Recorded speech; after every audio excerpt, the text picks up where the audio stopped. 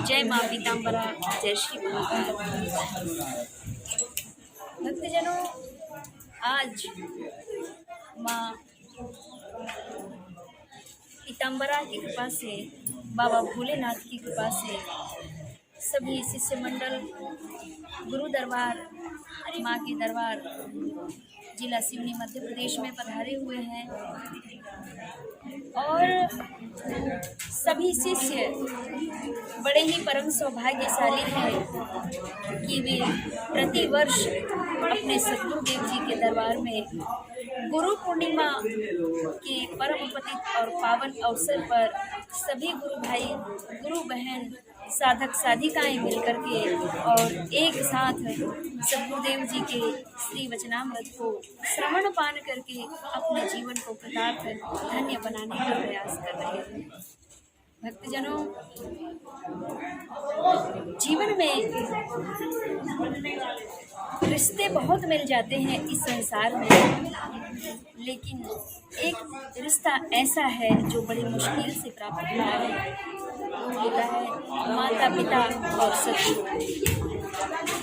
मनुष्य का 2 बार जन्म होता है, एक बार माँ के उदर से जो संसार को देखना अनिवार्य हो जाता है और दूसरा जन्म होता है गुरु दीक्षा के बाद पार ब्रह्म परमेश्वर को देखना अनिवार्य हो जाता है। लेकिन इस संसार में बहुत कम ऐसे मनुष्य हैं, बहुत कम ऐसे प्राणी हैं जिन्हें सद्गुरु परंपरा रहित जीना बहुत अच्छा लगता है, सद्गुरु के बताए हुए मार्ग पर चलना अच्छा लगता है, सद्गुरु के ही कृपा दृष्टि से ईश्वर को प्राप्त करना अच्छा लगता है। ईश्वर की प्राप्ति हेतु सद्गुरु का मार्गदर्शन अति आवश्यक है। सबसे पहले हम इस संसार में आते हैं तो हमें माँ का उदर चाहिए होता है, माँ की गोद चाहिए होती है। इसी प्रकार उस परमात्मा की प्राप्ति के लिए हमें सद्गुरु मार्ग जरूरी होता है। सद्गुरु को भी माँ का ही स्वरूप दिया जाता है। गुरु पूर्ण रूप होता है, गुरु माँ का स्वरूप होता है। तिथियों में बहुत ही महत्वपूर्ण और परिपूर्ण तिथि होती है पूर्णिमा की तिथि। इसीलिए गुरु ज्ञान का प्रदाता होता है, गुरु बुद्धि का प्रदाता होता है, गुरु तेज का प्रदाता होता है, तम को जलाने वाला होता है, सुख और समृद्धि, यश, कीर्ति, वैभव, प्रतिष्ठा को प्राप्त कराने वाला होता है। गुरु चाहे महिला हो या पुरुष हो, उसे माँ का ही स्वरूप दिया जाता है। इसलिए गुरु का जो पूर्ण दिन होता है और श्रेष्ठ दिन होता है वह पूर्णिमा का ही दिन होता है।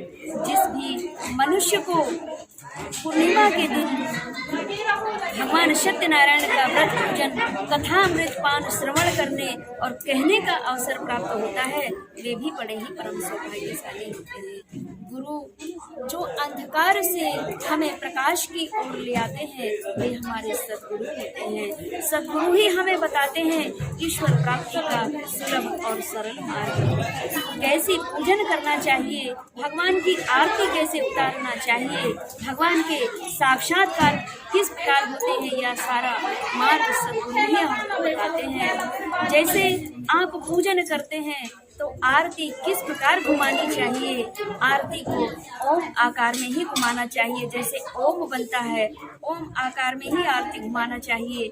ये सब सद्गुरु कृपा से ही सुलभ हो जाता है। और आज हम सभी के लिए बड़ा ही परम पतित और पावन दिवस है कि सद्गुरु की कृपा से हमें आज ईश्वर के साक्षात्कार भी करने का अवसर प्राप्त होगा। यह मार्गदर्शन भी प्राप्त हुआ पूज्य गुरुदेव जी के द्वारा। हमें जीवन जीने की एक कला मिलती है, एक राह मिलती है और जीवन को सफल और सार्थक बनाने का एक मौका प्राप्त होता है। इसीलिए हमें कम से कम वर्ष भर में एक बार अपने सद्गुरु के दरबार जाकर के हमारे अपने जीवन को कृतार्थ करने का सौभाग्य प्राप्त करते रहना चाहिए। सभी मेरे हृदय प्रिय शिष्यों के लिए अनुग्रह आशीर्वाद है और माँ भगवती की कृपा दृष्टि भी बनी रहे, ऐसे मेरे भाव है। माँ भगवती से मैं प्रार्थना करती हूँ कि मेरे सभी शिष्यों को सद्बुद्धि दे, सद्बुद्धि प्रदान करे, सुख समृद्धि यश कीर्ति वैभव समान प्रतिष्ठा की प्राप्ति होती रहे। आज के सत्संग में इतना ही। जय माँ पीताम्बरा, जय श्री महाकाल।